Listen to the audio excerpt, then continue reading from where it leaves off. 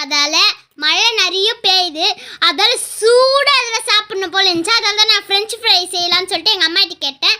அதால் செய்ய தரேன்னு சொன்னாங்க. வாங்க வீடியோக்குள்ளே போகலாம். முதல்ல உருளைக்கிழங்க நீட் வாட்டத்தில் கட் பண்ணிக்கோங்க.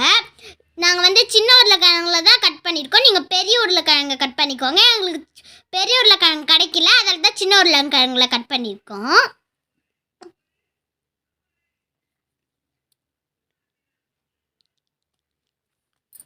அப்புறமா சுடு தண்ணியில் உப்புலாம் போட்டு கல் உப்பு அதுக்குள்ளே போட்டு 10 மினிட்ஸ் ஊற வச்சுக்கோங்க.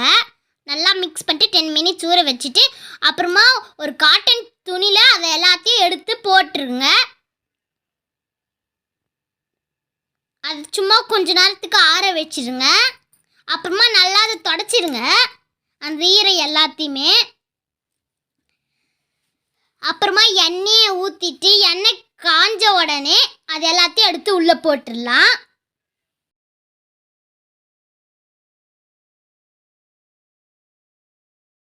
இப்போ எண்ணெய் சூடாயிருச்சு. இப்போ எல்லாத்தையும் போட்டு பொரிச்சிக்கலாம். லைட்டாக ப்ரௌனிஷாக வந்த உடனே ஃபஸ்ட்டு அதை எடுத்து ஒரு பிளேட்டில் போட்டுக்கலாம்.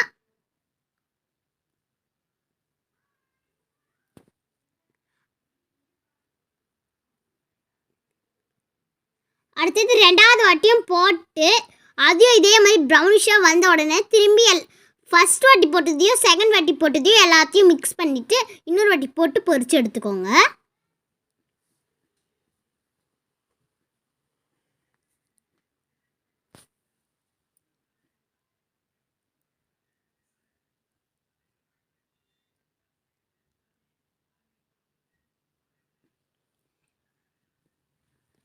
இப்போ எல்லாம் ப்ரௌனிஷ் ஆயிடுச்சு.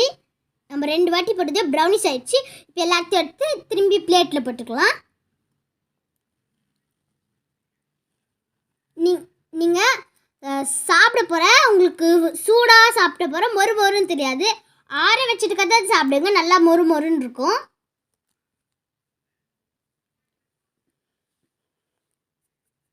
அப்புறமா மிளகாத்தூள் அப்புறமா சால்ட் அது எல்லாத்தையும் போட்டு நல்லா மிக்ஸ் பண்ணிக்கலாம். பிடிச்சிருந்தா லைக் பண்ணுங்கள், ஷேர் பண்ணுங்கள், சப்ஸ்கிரைப் பண்ணுங்கள்.